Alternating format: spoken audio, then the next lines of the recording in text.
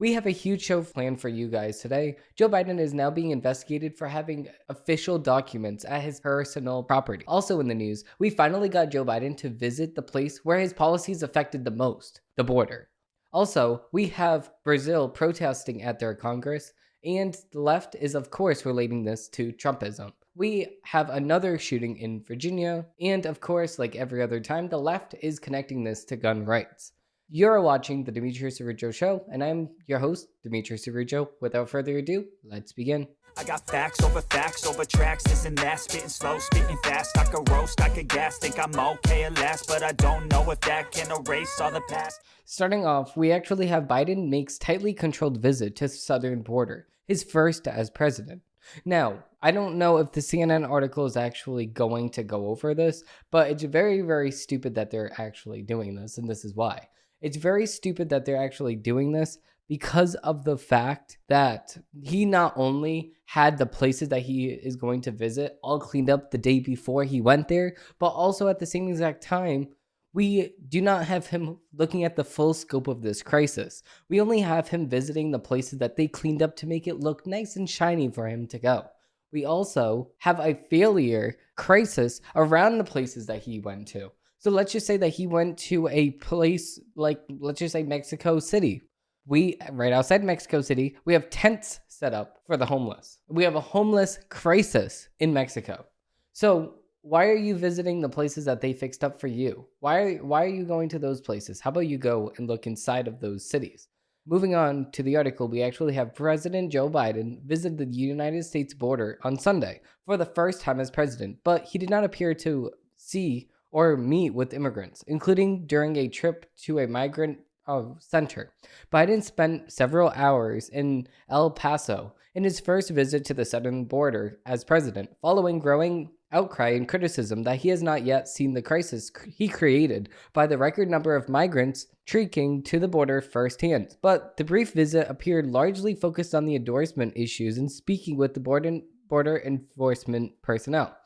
Reporters on the ground did not see any migrants at the respite center during the president's visit there, nor along the motorcade routes throughout the afternoon. Yeah, because they cleaned them out. They told them to get out of the city while the president's here, to make their city and their town and whatever the hell state that they have over there look nice for President Joe Biden to go over there. Asked to explain the thinking behind having Joe Biden visit this specific center and ultimately not meeting with or interacting with any migrants there, a senior administration official told CNN there just was not any at the center when he arrived. Completely coincidental. They haven't had any today. Wow, such a coincidence. Oh my God, you just came at the perfect day. Oh, wow. Biden's visit was scheduled at a time when border crossings have already dropped dramatically in El Paso. Still, CNN's Rosa Flores reported on Sunday that hundreds of migrants, including children, were living on the street after crossing into the United States in El Paso, and nearly 1,000 additional migrants were in federal custody in detention facilities in El Paso on Sunday, according to the city of El Paso's migrant dashboard. The trip came following relentless calls from Republicans who believe the trip is overdue. In addition to Republicans, some border district Democrats in Congress and even Democratic mayors have criticized Biden for failing to address record levels of border crossings. Upon arriving, the president's motorcade drove along a highway that parallels to the Rio Grande and the border. An iron-shattered fence with a barbed wire at the top of the left of the motorcade went down the highway. At a quick stop, Biden stood for several minutes along the iron fence separating the United States and Mexico, and he spoke with officers in green uniforms. The group then walked along the gravel road that abouts the fence. Biden responded to a few questions from reporters, saying that the government would provide every resource needed at the border. Wow, so this is actually sounding a lot like Trump. Wow, make America strong and make America build the wall, like make America strong again, make America great again. Wow, this is sounding a lot like Trump. Wow. He then visited a migrant processing center where he did not appear to meet with any migrants, but did discuss the work underway there with several different workers from that facility. Biden shook every person's hand and chattered quietly, but reporters were unable to hear the exchange. Wow. So if somebody tells you we had 1.5 million migrants crossing the border just a couple months, and it's very bad here, and you just whisper just small enough for the person that you're talking to hear you, but just small enough for the reporter not to hear you. Wow, what a coincidence. I'm just talking so softly. Oh my God. And I just don't want you listening to this conversation. That's about it.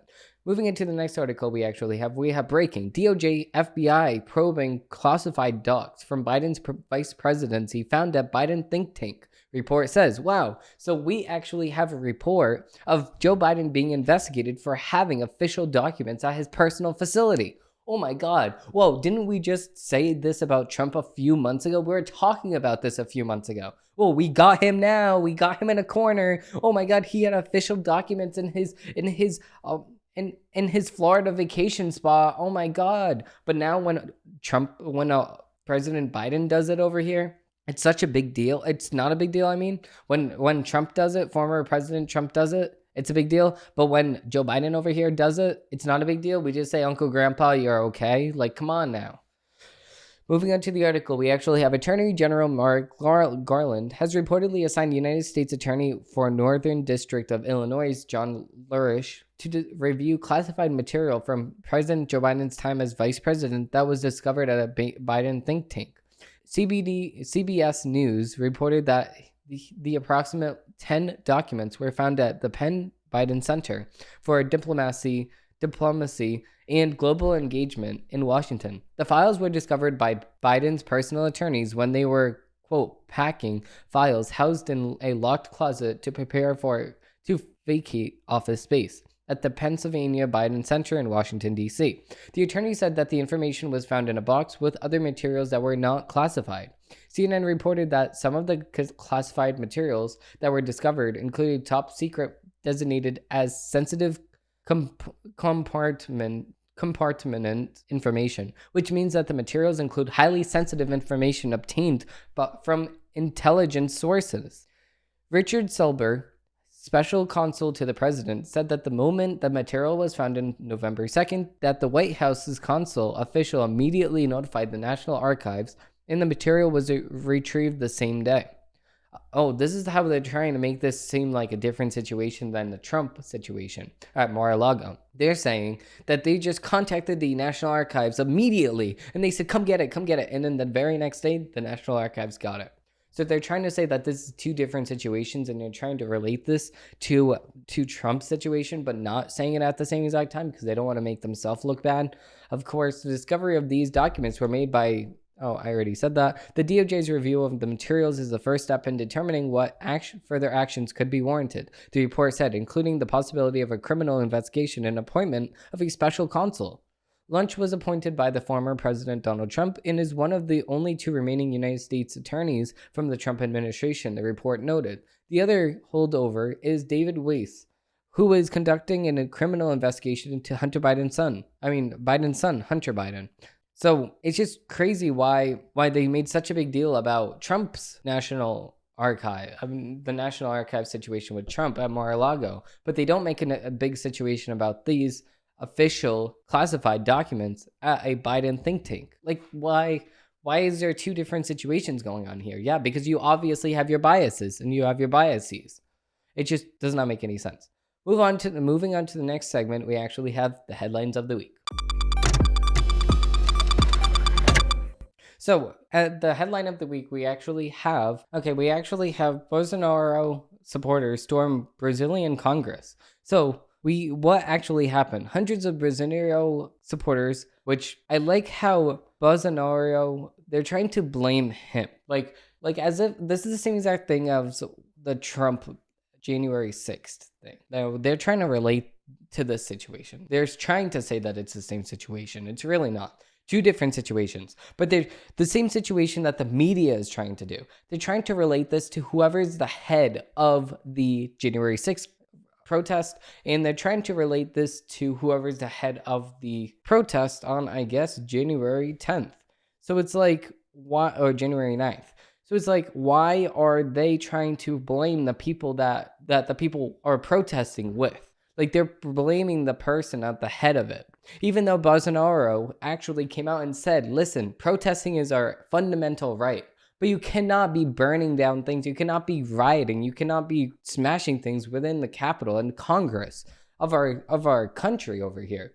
Even when you condemn these protests, you're still looked at as if you're the bad guy. Why is that? Because anybody that is more right than Hillary Clinton is the bad guy in the media's eyes. So what actually happened, according to CNN, hundreds of Bolsonaro supporters smashed windows and used furniture to form barricades against security forces as they raided the congressional building, the Supreme Court, and the Paulino presidential palace on Sunday. At least 400 people have been arrested, authorities said. What's happening now? It's early morning in Brasilia, and the riots are over, according to an official appointed by the president to manage the unrest. The Justice Minister said security has been tightened in the capital.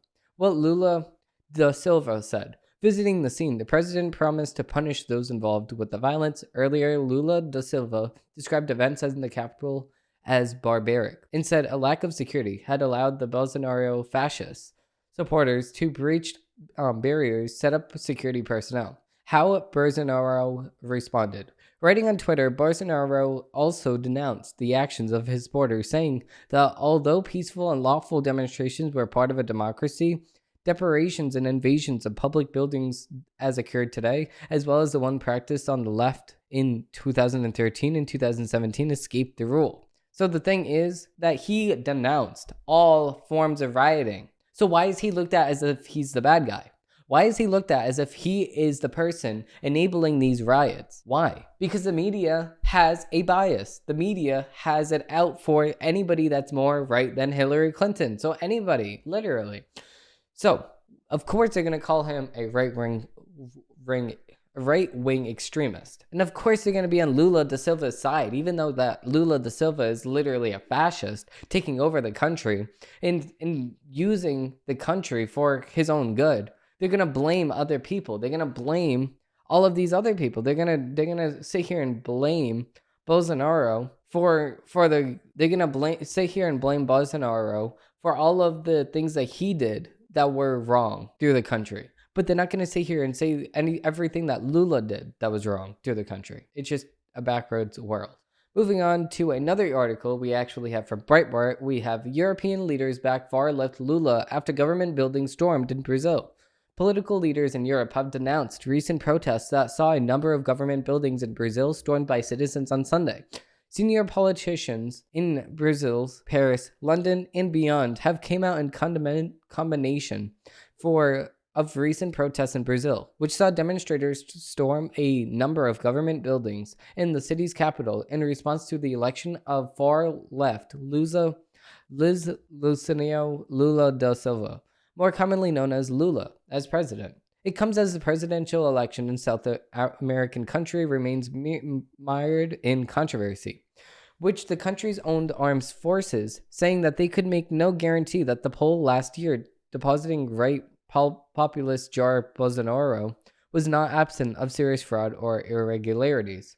This has led to a number of serious protests erupting in the country, with many who stormed the Brazilian Congress, the presidential palace, and other important buildings calling for the nation's military to intervene and depose Lula.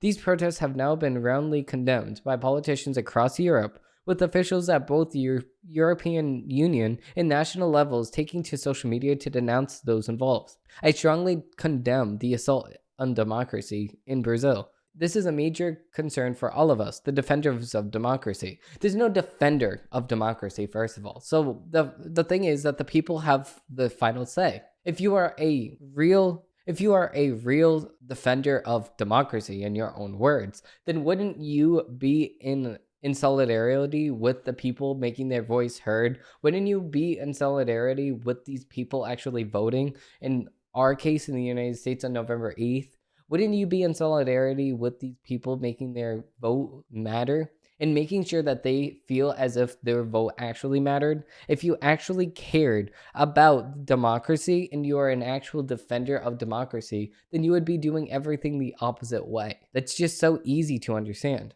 Quote, I strongly condemn the assault on democracy in Brazil, European Commission President Ursula von der Leyen wrote online, voicing support for the recently elected Lula, previously imprisoned for corruption and money laundering before his convictions were controversially overturned. This is a major concern for all of us, the defenders of democracy, she went on to suggest.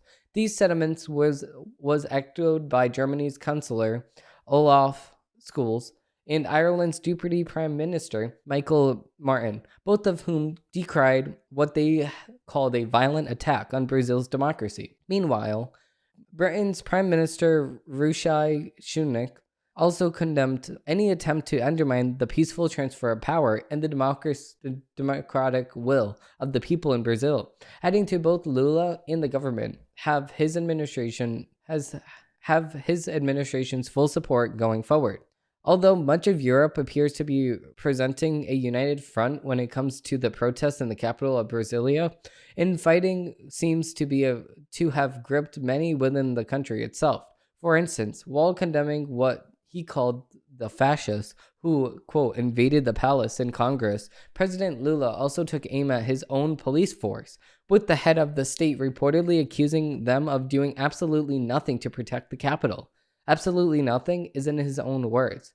Quote, they just let the protesters in, Lula reportedly said. Quote, they were in bad faith, ill will. The police officers who participated in this cannot go unpunished. Meanwhile, the former president Jair Bolsonaro had come out and condemned any violence that took place, telling his supporters that they should stick to peaceful demonstrations, and they should feel demonstrations should they feel the need to protest. Peaceful protests, according to the law, are a part of democracy. However, destruction and invasion of public buildings like those that happen today, just as those committed by the left in 2013 and 2017 are out of line, he said. Throughout my mandate, I was always within the confines of the Constitution, respecting and defending the law, democracy, transparency, and the scared liberty, he added. He also denounced any attempts by Lula to link him to protests that took place on Sunday. This is just crazy because of the fact that he's not the one telling people to protest. It's like the Trump situation. Trump said, go home. And these people decided to keep protesting and keep rioting inside of the Capitol building on January 6th. And then what? And then Trump gets blamed. Why would Trump get blamed? It's like, why would Bolsonaro get blamed for something that his supporters, yeah, but why would he get blamed for something that other people did? I wouldn't get blamed if my sister did something wrong. I wouldn't be blamed if some random stranger in the middle of the street got up and whacked somebody on the head. Why would I get the assault charge for that?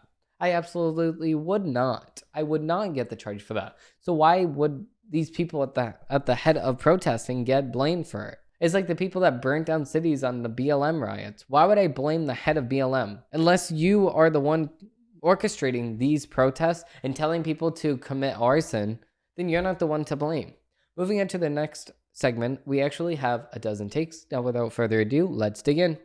I don't ever slow up, no I don't take I got no love. So our first article, we actually have Judge suspends law license of lawyer of Alex Jones following the Sandy Hook document leaks. A Connecticut judge just suspended the law license of a lawyer for right-wing conspiracy theorist Alex Jones after he allegedly improperly released court documents from the Sandy Hook defamation case. The files included 2 years of Alex Jones's text messages, medical records from some of the Sandy Hook families, and other confidential discovery items. At a basic level, attorneys must competently and appropriately handle the discovery of sensitive materials. In civil cases, Judge Barbara Bellas wrote in the court order that suspended attorney Norrin Paddy's license for 6 months. Otherwise, our civil system, in which discovery of sensitive information is customary and routine, would simply collapse. Bellas said she flatly rejected Patty's assertion that his release for the confidential records was an inadvocate mistake, writing that Pattis failed to provide even the minimal amount of attention and care required when it came to handling the Pattis' sensitive discovery materials. We cannot expect our system of justice or our attorneys to be perfect, but we can't expect fundamental fairness and decency, Bellis wrote. There is no fairness or decency in the treatment of the plaintiff's most sensitive and personal information, and there is no excuse for plaintiff's misconduct. Despite his license suspension, Pettis is currently on the legal team representing Proud Boys leader Joseph Biggs as he faces trial and seditious conspiracy charges in Washington, D.C. Pettis alerted the judge in the case of his suspension Friday morning, saying that he planned to appeal the suspension and would continue representing Biggs. Pettis will not make any arguments in court on Friday, he said, when he files an appeal and searches whether he can practice law in Washington, D.C., despite the Connecticut suspension. Pettis did not immediately respond to requests for comment on this suspension. Now, of course, the CNN article probably gave Pettis probably like 5 hours to respond. But other than that, if I was him, I would not respond. I would keep fighting for the license, and if you lose the license, then you did something wrong. So I want to see what comes out of this. But as far as I know now, you cannot release private information from the people that you ask for information from. Let's just say I ask for personal information from you, and then you hand it off to me, and then I go and dox you, and I expose your information. That's bad. That's not what you're supposed to be doing as a lawyer, because you have some sort of credibility under your wing. You're supposed to. You're supposed to be at the person that the people trust at the end of the day. Now, moving on to the next article, we actually have a CNN article. Gun allegedly used by 6-year-old in Virginia school shooting was brought by a child's mother, police say. This is according to CNN. The gun allegedly used by a 6-year-old boy to shoot his teacher at a Newport News, Virginia school was legally purchased by the child's mother, officials said. The boy took the firearm from his home to school in a backpack. Friday, Newport News Police Chief Steve Dew said Monday. The teacher was providing class instruction when the 6-year-old child displayed a firearm, pointed it at her, and fired one round, Drew said at a news conference. There was no physical struggle or fight. The teacher was shot in the chest, through her hand, the chief said. She was in a stable condition, he said. Drew declined to comment on whether the gun had been secured in a home, saying more interviews and investigations were needed. Yeah, and of course, there should be more investigations because you should be locking up your gun. The bare minimum. You're going to leave it on the table right there in front of your child, and your child's going to be like, oh, what's this, mommy? And then put it in the school backpack next to your chicken nuggets and your ketchup. Like, are you serious right now? You're not going to watch your kid? You're going to make a bologna sandwich for him in the morning, pack his school backpack, and not double check to make sure he has a loaded firearm in the school backpack, like next to his notebook, in his pencil case, next to his number 2 pencils? Are you serious right now? What kind of mother are you leaving your kid to go to school, not even double checking to make sure what he has in his backpack is what he needs for school, and to take out anything that could be incriminating to you? Like, what? The teacher was providing... No, I already read that. Drew, I already read that too. We have been in contact with our Commonwealth attorney, and there are some other entities to help us get the best services to this young man. This young man? No, the mom needs help. The mom is actively neglecting her child. Like, what? Like, why is the child? The child is literally 6 years old. You're going to blame the child? The child doesn't even know. He thinks he's in a Fortnite match right now. Like, what? One of the interviewees... And once all interviews are conducted, police will present the information to the Commonwealth Attorney's Office to determine whether there will be any charges against the parents, as there should be. The teacher was first identified by her alum mater, James Madison University, as Abby Zoyer. The school, Rhetoric Elementary, will be closed this week to give students, quote, time to heal, the school announced. The police chief, Newport News mayor, and the school superintendent on Monday praised the response by Zoomer, school staff, and other teachers after the shooting. The police department received a call at 1:59 p.m. on Friday that a teacher had been shot, Drew said. When officers entered the classroom where the shooting happened 5 minutes later, they saw the boy was being physically restrained by a school employee. Of course. The 6-year-old was combative and struck the employee resisting him, and officers took control, escorting him out of the building into a police car. The wounded teacher made sure all the students made it out of the classroom just after the shooting, Drew said. She was the last to leave her classroom, making her way to the administration office. Newport News Mayor Philip Jones discussed meeting heroes while a Marine and said Zeuer would be welcomed among them anytime. Abby was faithful as a teacher, Jones said. She ensured everybody was accounted for and that she was the last one to leave. What we saw were teachers who took immediate response to secure their students, Newport News Public Schools Superintendent George Parker said. To make sure they separated themselves from the potential threat, they responded accordingly. So this is actually very interesting. And this, like I said, is all on the mom. The mom should be arrested and you should frankly have to serve time in jail. And take your kid away from you while you're at it. Moving on to the next article, we actually have an MSNBC article. We have SCOTUS sides with death row prisoner and Texas prosecutors in wild case.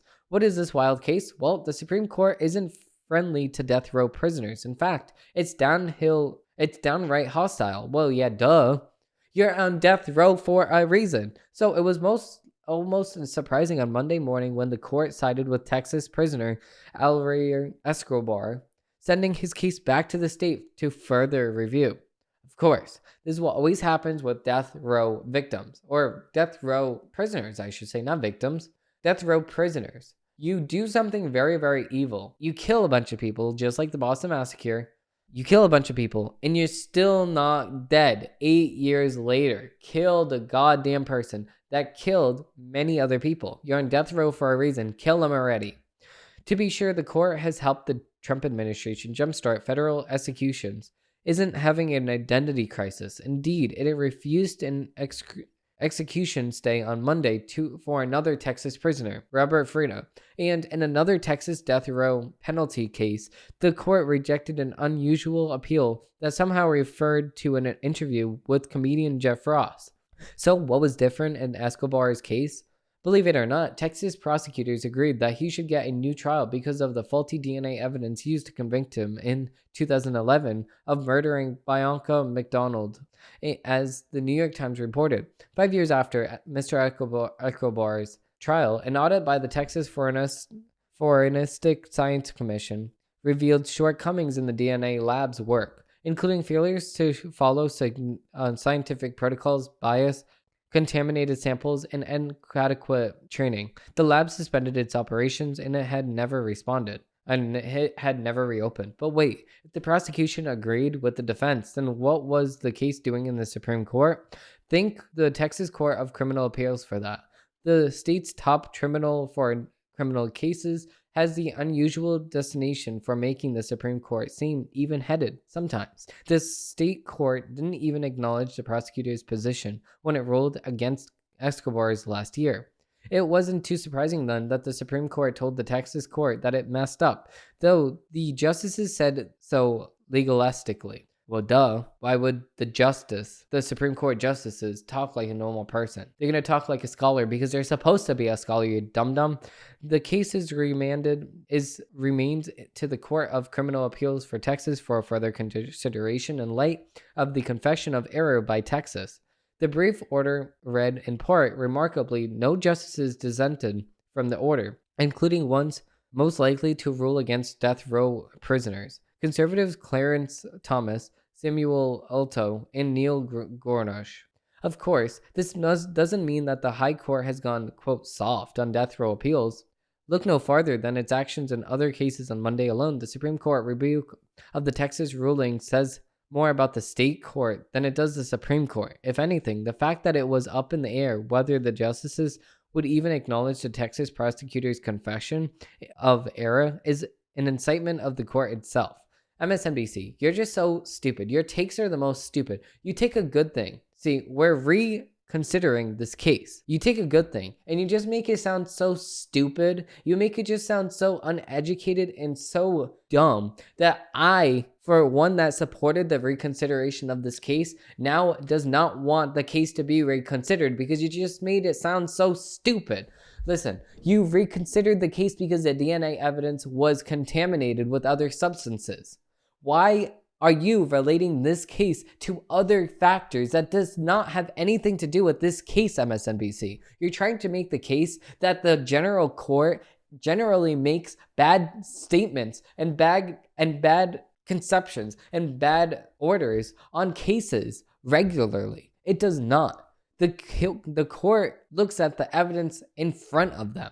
And if the evidence in front of them clearly showed that you were the one to kill somebody, then the court will agree that the evidence, the DNA evidence that they have in front of them, is the one that matches yours. But they do not have any say in whether or not the DNA was contaminated or not contaminated. How is the court supposed to know this? If the state does not admit it at the time of the trial, then how is the court supposed to know that the DNA evidence that they had in front of them was contaminated? Like, it just does not make any sense, MSNBC.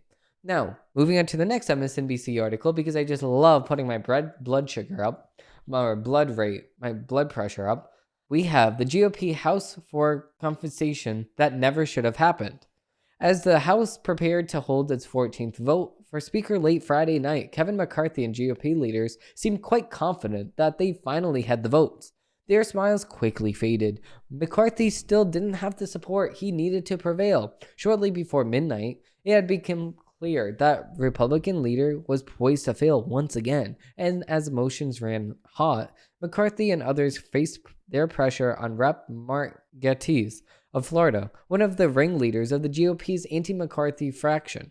An NBC News reported, one member in particular tried to apply pressure in an unusually aggressive way. After Gatiss voted present, leading the uncertainty over the outcome of the 14th ballot of the Speaker late Friday night before it officially was announced that McCarthy had lost. McCarthy approached Gatiss in the back of the chamber. A tense back and forth ensued, while a member of the Republican lawmakers began to crowd them. Rep. Mike Royers, Republican from Alabama, appeared to lunge in the direction of where Gatiss was sitting, but was held back by other members. The Alabamian appeared a little too eager to physically confront Gatiss. No kidding, because he was angry. That's what angry means, MSNBC. And Rogers was trailed on the floor by Republican Rep. Richard Hudson of North Carolina. As Rogers approached Gatiss, it was Hudson who seemed to understand what was about to happen, who grabbed Rogers from behind before matters could escalate farther. This is actually the video we responded to last week. In case this wasn't obvious, actual violence on Capitol Hill perpetrated by sitting members of Congress is incredibly rare. But it should happen more often because, like Matt Welch said in his newest episode, it would make C-SPAN so much more enjoyable. The canning of Charles Sumner in 1856, for example, remains one of the most shocking events in American political history. A related brawl on the House 2 years later was less shocking, but it led to one Mississippi congressman to have his hairpiece ripped from his head, and I would have loved to see that live. But the rarity of such confrontations is partly what made Friday night's hostility so remarkable. Members of Congress routinely refer to colleagues, even those who hold in concept as their friends. They do not move toward literal physical fights inside the chamber. For those looking for evidence of a House Republican conference that is certainly out of control, Rogers offered disheartening proof. The fact that Alabama will chair the House Armed Services Committee added insult to near injury. Rogers, a 20-year-old veteran of the institution, knows better than that to conduct himself in such fashion. Now, I know exactly why Rogers was mad, because he just worked 3 days in a row, and he never worked more than that consecutively ever before in his life. So he was a little bit mad that he was staying overtime, and he was working every day, and he had to go and actually not go home for more than half of the day, and he was mad because he actually had to do his job. All of these things that are very angering to most of us. Why wouldn't it be angry? You have to work, and you have to actually stay at work. Like, why do we have to do that? Rogers, I just don't get you. Moving on to the next article, we actually have from NPR. We actually have a college student created an app that can tell whether an AI wrote an essay. Now, this is actually very interesting because as AI becomes more popular, we actually have ChatGPT GPT, which, if you did not know already, is a it's like Siri, but even more smarter. You can actually ask this AI any question in the world. You can ask it any specific thing. You can ask it to write you a 500-page paper on, I don't know, the Exodus from the words of Dr. Seuss. Let's just use that for example. And it'll write you that 500-page essay in the words of Dr. Seuss. You can tell it to write you a movie trailer concept. You can tell it to write you a song in the words of Cardi B. You can actually tell it to do anything at all. So in a video coming out this week or next week, I'm actually going to be debating with the second most popular chat GDP, I would say, or chat AI. It's a company called OpenAI. And this company is actually very, very smart because I've been wrestling around with the chat and back and forth, and we have been debating, and it's actually very, very like non-biased, but you can also tell where it has its biases. Now moving on to the article, we actually have, let's see, teachers worried about students turning in essays written by popular artificial intelligence chatbots now have a new tool of their own. Edward Twain, a 22-year-old senior at Princeton University, has built an app to detect whether text is written by ChatGPT, the viral chatbox that sparked fears over its potential for unethical uses in academia. Titan, a computer science major who was minoring in journalism, spent part of his winter break creating a ChatGPT-0, which he said can quickly and effectively decipher whether a human or a ChatGPT authorized an essay. His motivation to create that bot was to fight what he sees as an increase in AI plagiarism. Since the release of ChatGPT in late November, there have been reports of students using the breakthrough language model to pass off AI-written assignments as their own. There's too much ChatGPT hype going around. Is this and that written by AI? We as humans deserve to know, Titan wrote in a tweet introducing ChatGPT-0. Titan said many teachers have reached out to him after releasing the bot online on January 2nd, telling him about the positive results they've been testing it. More than 30,000 people have tried out ChatGPT-0 within a week of its launch. That's really good.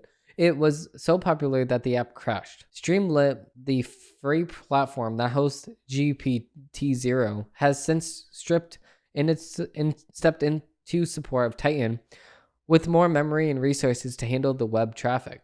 How GPT-0 works.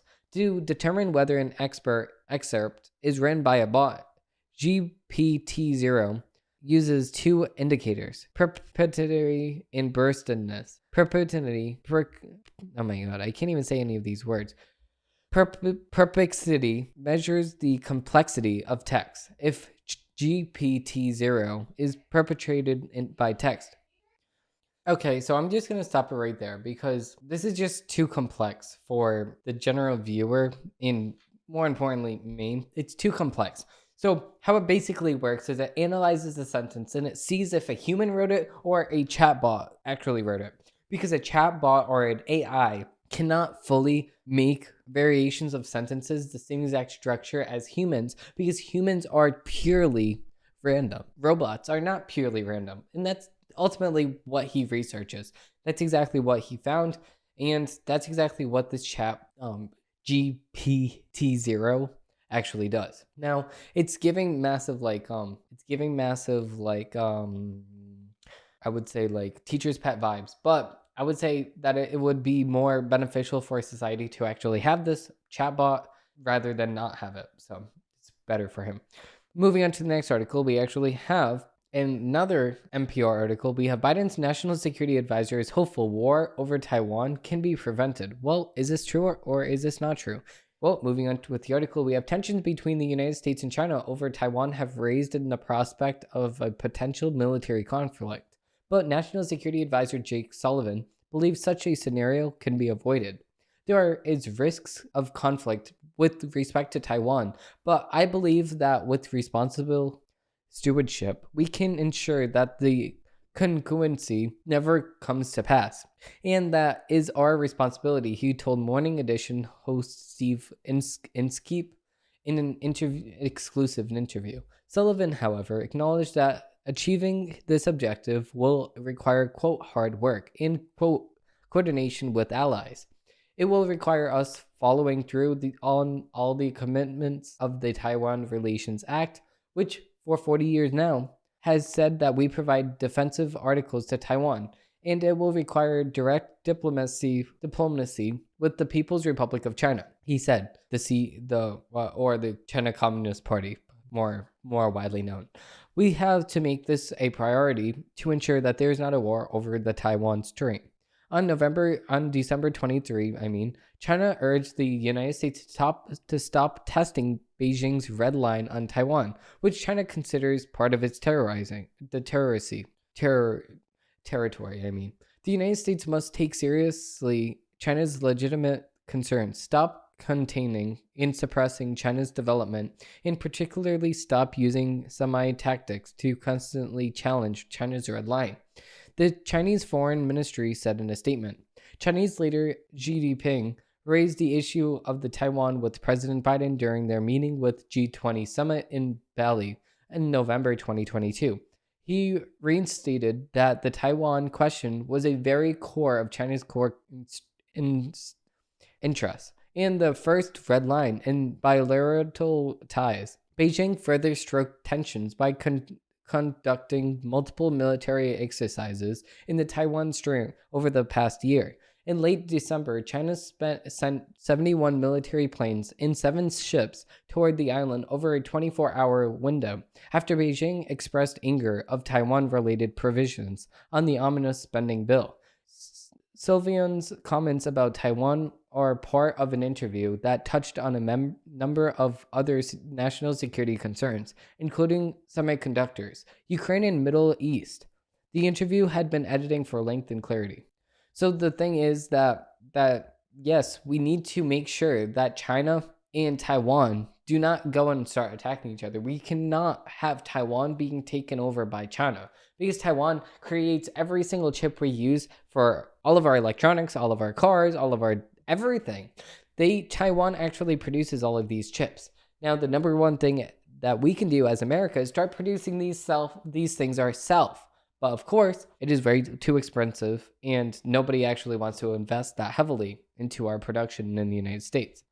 Now, moving on to the next article from Fox News, we actually have, if I can get this website up fast enough, we actually have fresh off speaker battle, GOP looks to pass rules package that has already ruffled feathers within the party. House Speaker Kevin McCarthy, fresh off his days-long battle to secure his new position, will once again have to get his party on the same page as they vote on a new House rules package Monday evening. Now, again, what did I say a couple days ago? The first objective as you being the House Speaker of the House of Reps is to make sure that you have the majority. If you do not have the majority, you do not get the speakership. If you do not get the speakership, you do not have the majority. And if you cannot get your party in action and with you on something, those few people that held you up is also going to hold every single bill up that you want to pass. So good luck with that.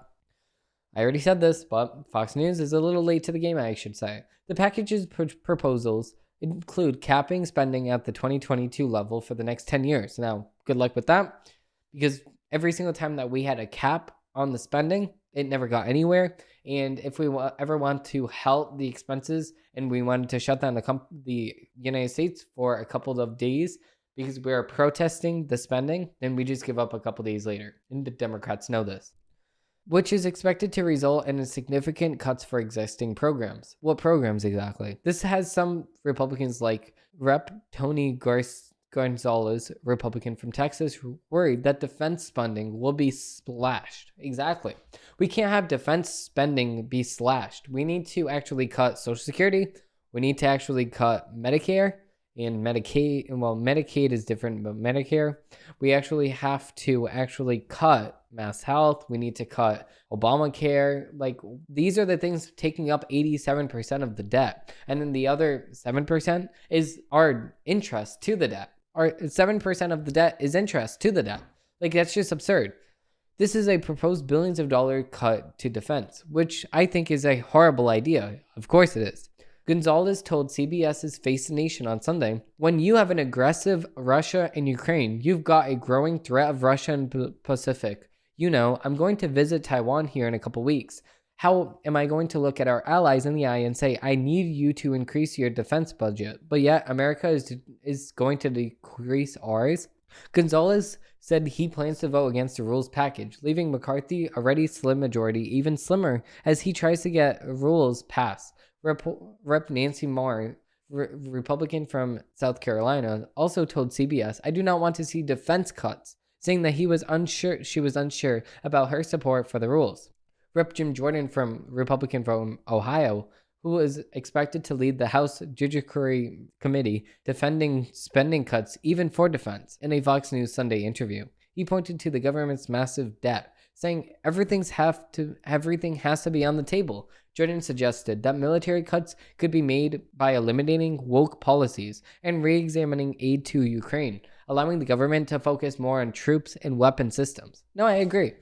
You know, I love Jim Jordan. Jim Jordan just comes out with the most awesome stuff. Yes, we should. We should cut the woke policies that we have within our military. We should cut spending on Ukraine, okay? How it works is if you are a weak nation, you're going to be taken over from another nation that is stronger than you. And if you do not have your own ability to stand up on your own two legs, then why do you think that America is going to stand up on your own two legs for you? And what's going to happen if we don't fund you anymore? You're going to collapse? That's not our problem. Are you going to ever pray for our wars if we have a war? No, you're not. Because you don't have the money for that, and neither do we. Quite frankly, we don't. Moving on to the next Fox News article, we actually have, if I can actually get this Fox News article up fast enough, Dr. Phil School's guest on reality of defunding the police. Now, I watched this already, but we're going to watch this again because I just frankly find this so funny. Oh, voice crack. Fresh off no, it's not this one. It's actually on this one. So this clip is actually very funny, so I recommend everybody watch it. So let's dig in. Of course, we have an ad here. Creating the conditions under which police would not be necessary. And that is the issue. That is the holistic issue. And people are creations of the society in which they live in. And if you are a society that has such massive inequality, and you are a society that is based on racial and gendered hierarchies, and you are a society that deprives people of the resources that they need to live, talking about housing, clean water, food, all of these things that are part of an equitable society. You're talking about people that will do desperate things in order to survive. And so you're not solving anything by arresting those people. You're not solving anything by shooting and killing those people. I agree with you 100% on society's failures about how that person became a criminal. My point is we also live in the here and now. And if someone invades my home and has my wife held hostage in the bedroom tonight, I don't give two about where they came from tonight. What I care about is a solution tonight. And I completely agree with everything that Dr. Phil... What is going on with Fox News, my guy? Okay, god damn. You pause the video and 20 different clips come up. Come on now, Fox News, fix your stuff. I just want to pause the video. That's all I want to do. I don't want to look at 500 other videos. Just want to pause the video. Damn. Can I just pause the video, Fox News? I just don't know what's going on with Fox News lately. Anyway, I completely agree with what Dr. Phil said. Completely to the T. If you are born in a society that you say raised you to be a certain way, and you have my family at gunpoint, why would I care where you came from? Put my family down or you're being shot in the head. We're living in the here and now. Not, oh, before you were born in this case. I don't care. Get the hell out of my house. Put my family down. Give me back my money that you stole from me. Give back the Clark money that you stole from him too. Nobody cares where you came from. You got to keep your hands to yourself. You got to make it out for yourself. If you had a bad situation growing up, you make it better by trying. You actually live your life like a normal citizen. Get a job. Be successful. go through all of the challenges and tribulations of building up to the CEO. Go up the corporate ladder like the normal person. Work a 9-to-5 job, work up the corporate ladder, and then you can see your successes in hindsight. But in the here and now, stealing $10 isn't going to help you get a long-term anything. It's not going to let you get a long-term career. It's not going to let you live a happy and fulfilling life. It's not. And if you kill somebody, you're going to have to live through and suffer the piper of your decisions to do that stupid action that you did. It's nobody's fault but your own to sit there and have a criminal life. You making a foolery of yourself by embarrassing yourself, by robbing people, by committing arson and lighting buildings on fire is not showing that you can be a productive citizen of society. It is instead showing that you do not have the ability to function in a living and equitable society that you so desperately want. That's what it's showing. And on that note, that's going to be it for today's episode of the Demetrius Rougeau Show. Thank you all for watching, and I hope they have a great rest of your day. Hey, were you really going to click off this video before leaving a like and subscribing down below? Wow, so rude.